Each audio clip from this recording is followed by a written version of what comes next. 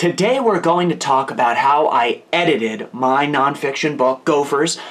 This was a book that when 2020 started, for those of you who have been watching this series on my channel, you know that I kind of buckled down and got serious in working on this when the pandemic really hit. I tried the literary agent route. I signed with an agent. We tried to pitch it to publishing houses, and that didn't quite pan out for this particular work. And that's okay. I had a feeling that it might. It's not exactly a book that would appeal to the masses on a whole. Again, nonfiction, working as a production assistant, an entry-level job in film and television geared towards college students and those who are interested in getting into that world. So I go the self-publishing route.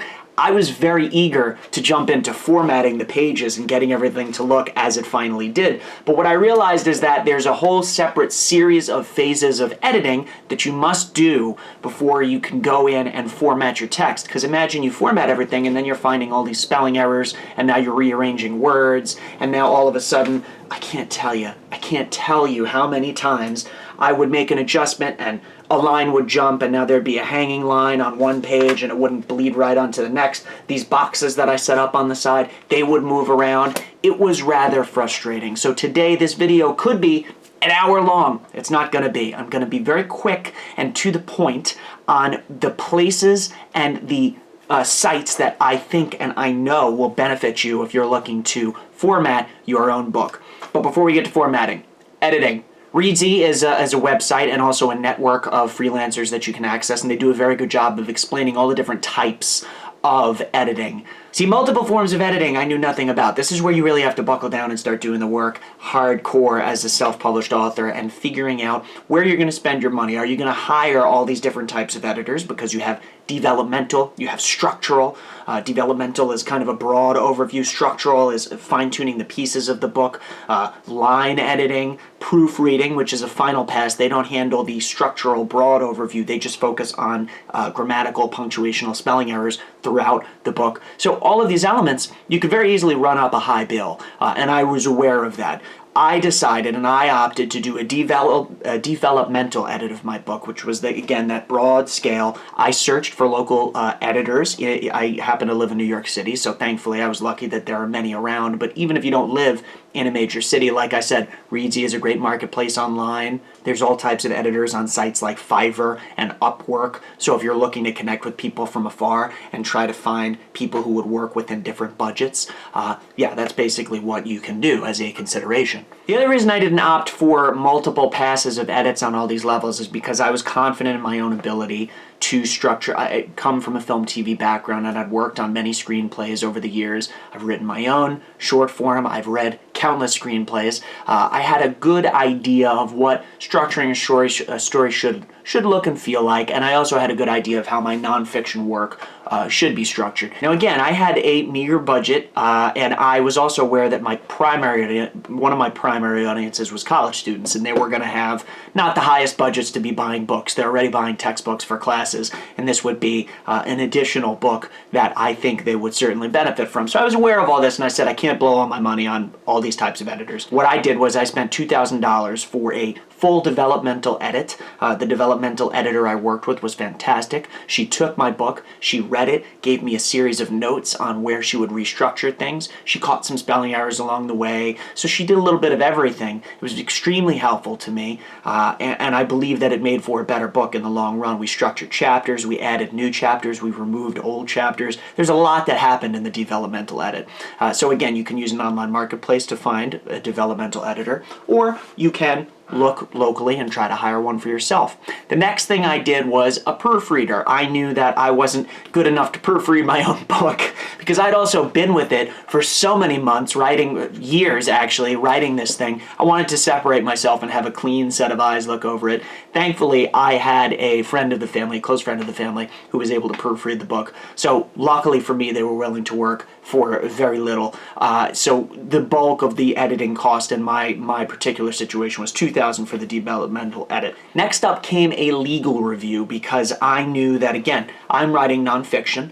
This book is about film and TV. I share experiences where I worked on set, where I worked with certain celebrities, certain major talent. I had many contracts that I'd signed over the years, non-disclosure agreements. I wanted to make sure that I wouldn't be breaking any of them by telling certain stories. So I knew from the beginning that I would have to hire some kind of legal attorney or representative to go over a few of the stories with me. And that's basically what I did. I looked in my area for an entertainment attorney, and I found someone who specializes in performance artists, writers, filmmakers, and thankfully this man who I worked with was very willing to work with me. He looked at basically all of the stories that I thought might have the most pushback from a legal perspective. He reviewed them, and then he took all my contracts and my paperwork that I'd kept over the years and cross-referenced and cross-reviewed, gave me recommendations on how to restructure, and that cost me about $800. So now we're up to upwards of $3,000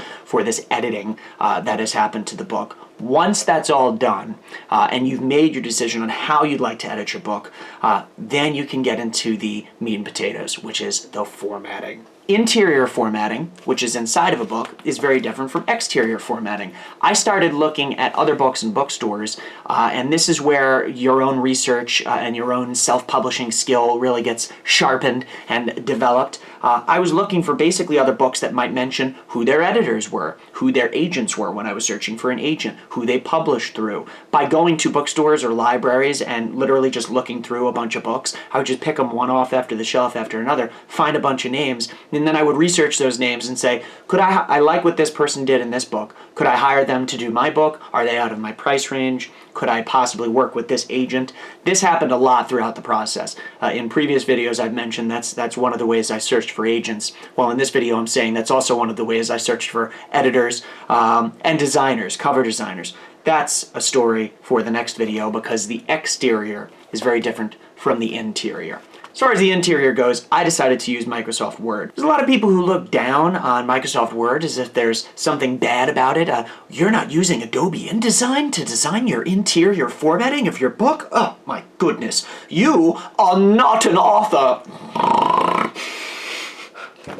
The fact of the matter is, using Microsoft Word helped me save a tremendous amount of money. I didn't have to hire an interior formatter, who you can find on those websites I mentioned, Reedsy and Craigslist and Upwork and Fiverr.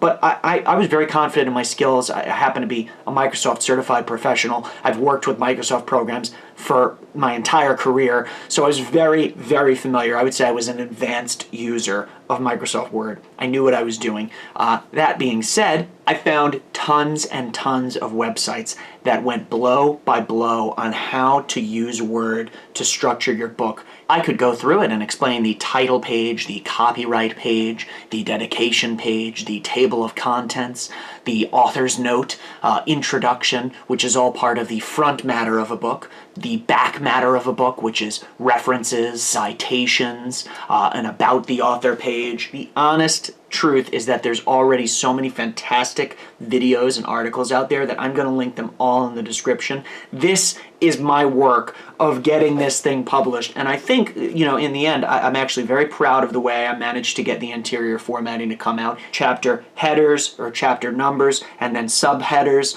I have quotes that start each chapter, page numbering, and also understanding margins.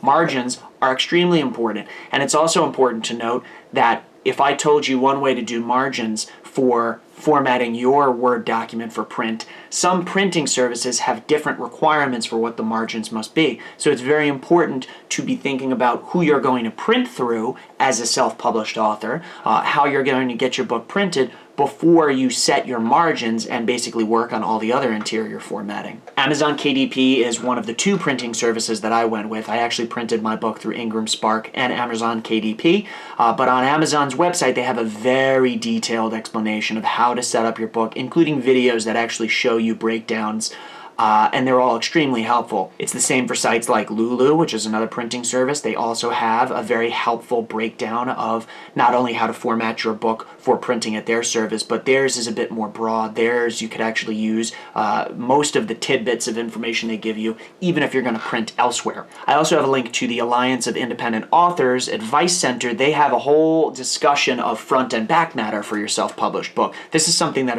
could apply to fiction and nonfiction. In the end, I'm actually very proud of the way my book came out. People have picked it up and held it and said, who printed your book, or where did you get it printed, or what printing service did you use, or who edited it? And I'm always very proud to say, well, most of it was me. Basically everything on the inside, obviously the editing wasn't me, but the formatting, the graphics, inserting graphics into the Word document, inserting headers and background graphics, and also the actual chapters and the page numbers. This was all things that I learned, or these were all things that I learned through the websites that I've shared with you. So this video could be an hour long. We could go through each one piece by piece, but I think it would be much better for you to pick and choose from the links below the subjects you need the most help on.